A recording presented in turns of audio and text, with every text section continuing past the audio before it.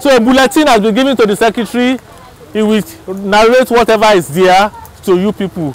And right here now we have our Baba in our midst. My children. Yeah. The first place where you first stop, we call it Leguru.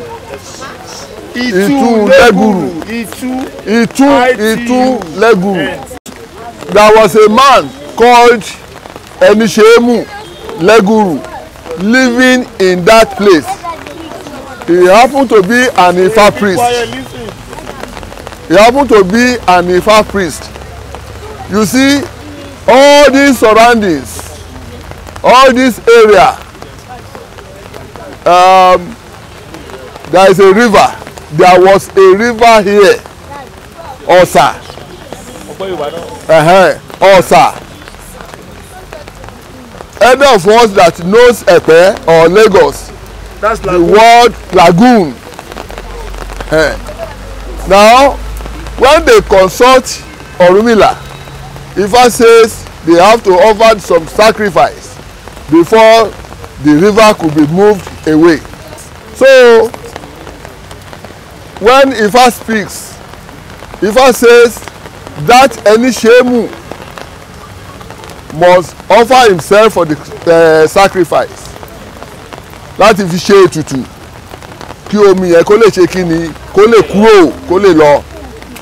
So where we are now, here is the place where Enisemu put a raffia mat on the river and some other ingredients, some incarnations. Yes. So not quite few minutes, the wind blows and continue to move the man and the mat forward. So we call it efufulele, máa gbágan nìṣó. He conjured the winds to come and move him away. Ẹgbágan o, efufulele, gbágan nìṣó. So from this place now, you can see the building. That is the very spot tí Enisemu tó jókòó tó bẹ̀rẹ̀ tó ń lọ. That means this place was filled with water, and he put his private mat on it. And some other ingredients. Moving, and the water starts moving down. The land formulates immediately. So you know there is a popular man Ogunde. At Ososa. That Ososa is a town where Ogunde comes from. Okay? That Ososa means Eti Osa, Ese Osa, Ese Osa. So that is where the water, was moving towards. Okay? We have Allah, we have Omu, we have Ejiri. As long as the man gets to the main spot after Epe, okay, you can't go inside, but you can peep from far a place. Before any Oba in Ijebu is enthroned, he must come here. Before any Oba in Ijebu must enthroned, he must come here for certain ritual. So to be very sure that this place is on water. Okay. You can notice there is a round pot there. Tó bá bá jẹ, táwùjalè bá jẹ, ẹja tó máa fi bọ́rí fún inú ibẹ̀ náà ti máa mú. Bẹ́ẹ̀ni, we call it oshigi, ẹja oshigi. Oshigi, ẹja òun lẹja fi lọba fi máa ń bọrí ẹ wọn máa fi bọrí inú kíní ráǹdì yẹn náà ti máa mú. And the fish is always there. It's there. Okay. All right. Thank you, sir. So when we leave this place now, I will take you to Olisa Palace. Olisa is the next in command after Ujale. It's a very long oriki, very long. the Alagamo we are talking about, the 16th Alagamo, they came from different towns around Ijebu side.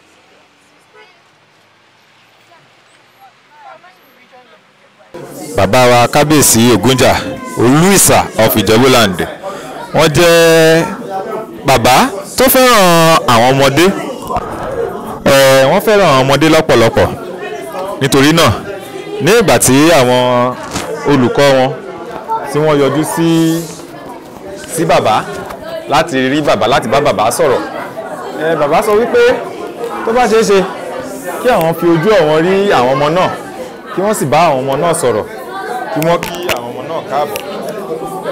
Ètò náà ni wọ́n ń ṣe lọ́wọ́lọ́wọ́ yìí nítorí pé bàbá jẹ́ àgbàlagbà tó fẹ́ràn ọmọdé.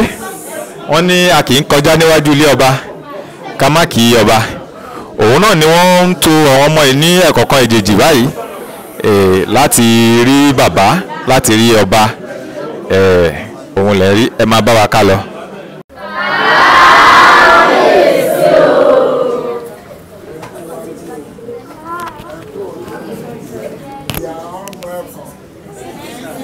How is life with all of you? Welcome. Thank God. I'm happy to see you. Thank you, sir. We are happy to see you too, sir. Hello. Please. Let me just, because it is raining. Ijebu said, Omadele Teji Teji. My name is Olisa Rashid Adeoye Adesanya, and I welcome you to my palace. I want to welcome you wholeheartedly, and you are all welcome in the name of the Lord. Well, I will give room if you want to ask me a question, maybe about 2 or 5 maximum. Patrick Gabriel. Patrick. Yes. So I want to ask, who was the first king of Ijebu? The first king? Yes. Uluiwa. Okay, sir. But preceding that one, there were 2 other people before him. Ijebu, if you go to Ibudia, you see the cenotaph. And then Olode Street, there is a cenotaph there. So those are the 2 people that were settlers in Ijebu before Oluwa came to become the Oba. My name is Presa. Why is it that we have 2 kings, Olisa and Awujale, in the same town? You don't have 2 Obas in Ijebu. There is only one Oba, which is Awujale of Ijebuland, because he was the one that settled after the progenitor, which is Oluwa, before Obanta came. So Obanta covers the whole of, because all the subjects begin to settle in Odo, in Ijebu area. All those villages, they call them Odo. Are you hearing me? They call it. So, and he sent Korodu here, Epe there, to Ibadan and this area, because the boundary between Oyo and Ijebu is Mamu. So that's all that. And then Remo, that's not there. Egba, which is Sapade and those areas, that's where the boundaries are. My name is Isaac Oluwaseyi. I want to ask that I heard about the Ojide Oba festival that they usually do annually. So I want to ask that the Ojide Oba festival, what is the origin? How did they started it? In those days, the local religion, àwọn Aborisha, every year they go to Oba's palace to pay homage. Whenever they want to go, they will prepare all sorts of meal, oúnjẹ, àjẹṣíkù, wọ́n máa gúnyán, wọ́n máa roka, wọ́n máa chamala, wọ́n máa ṣe gbogbo. All the foods eaten in Ijebu area, they will prepare and carry it along to Awujale's palace. Okay, Oba, Odunde, we want to say hello, we want to pay homage. So when they are there, they will be entertained, and people then, they will bring all their music, which they are going to play, and there will be dancing competition in those days. And they all pay their homage before going back to their villages. So from that, then the Muslims begin to come in.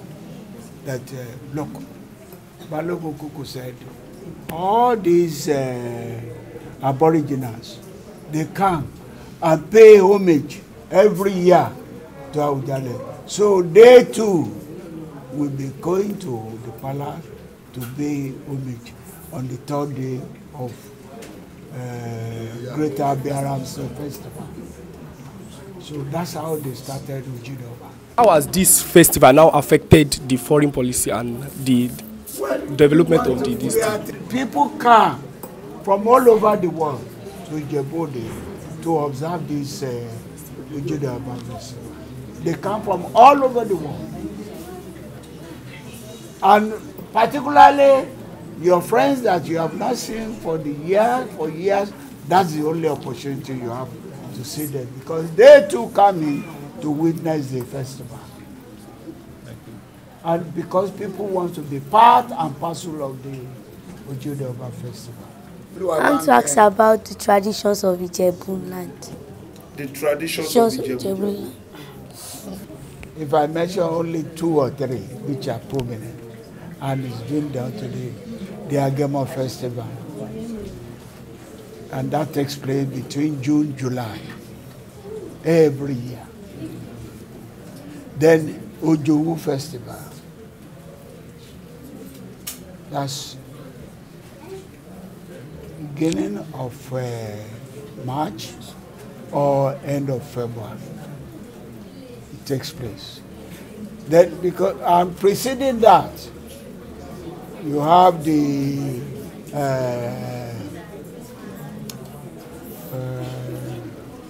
what do you call it? The Atetes, the Jibo. That's great. Jibo. But you know, there are 2 different types of Jibo.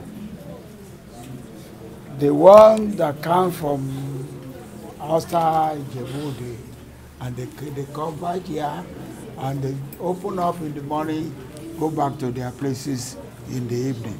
They dance around the town.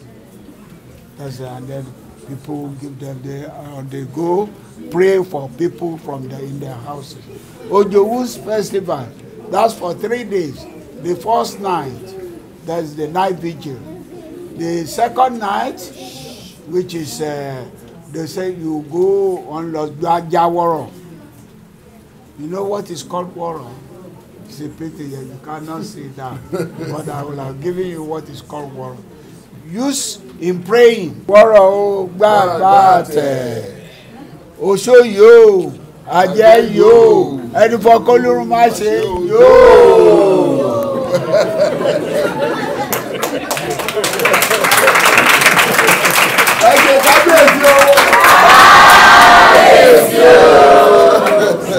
My name is Anoluwa Ogunjobi. Anoluwa Ogunjobi. Ogunjobi.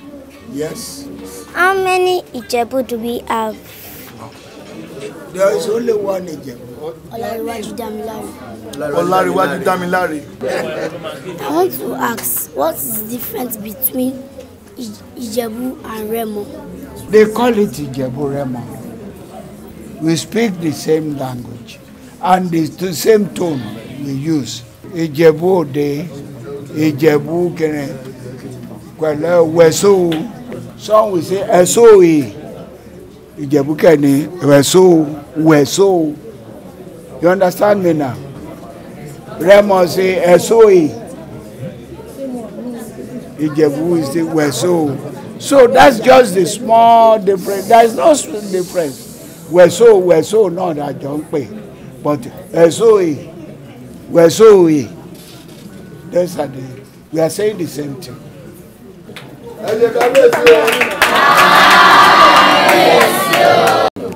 Ní orúkọ àwa ọmọ ẹgbẹ́ Boys and Girls Brigade second companies Agege Battalion Lagos State, a dúpẹ́ lọ́wọ́ yín púpọ̀ bó tilẹ̀ jẹ́ pé kò sí àfilọ̀ tẹ́lẹ̀tẹ́lẹ̀ pé a fẹ́ wá sọ́dọ̀ yín, ṣùgbọ́n wò pé àwọn ọmọ kéékèèké ni wá, ẹ̀dẹ̀ gbà wá láyè gẹ́gẹ́ bí bàbá sí wa.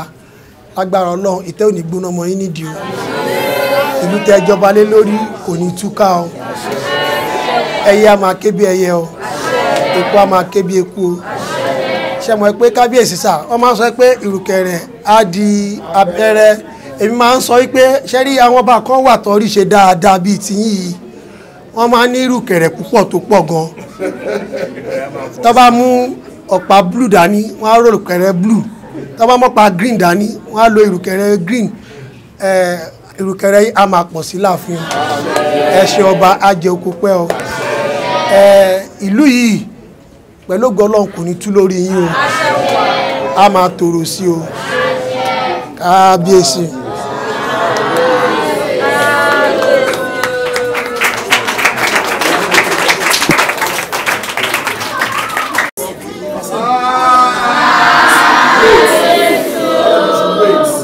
Ní báyìí kábíyèsí ti bá àwọn ọmọ sọ̀rọ̀ tán, wọ́n sì ti ń padà sí inú ilé.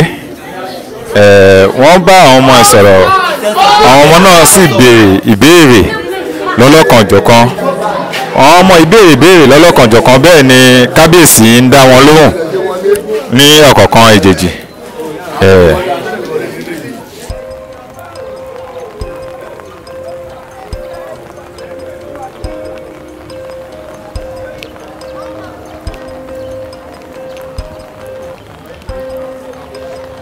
Tell them we love them, and subsequently when you want to plant, I think he said we should get involved. Okay. And look at what. I think I cannot thank Leguru, Enisemu, enough.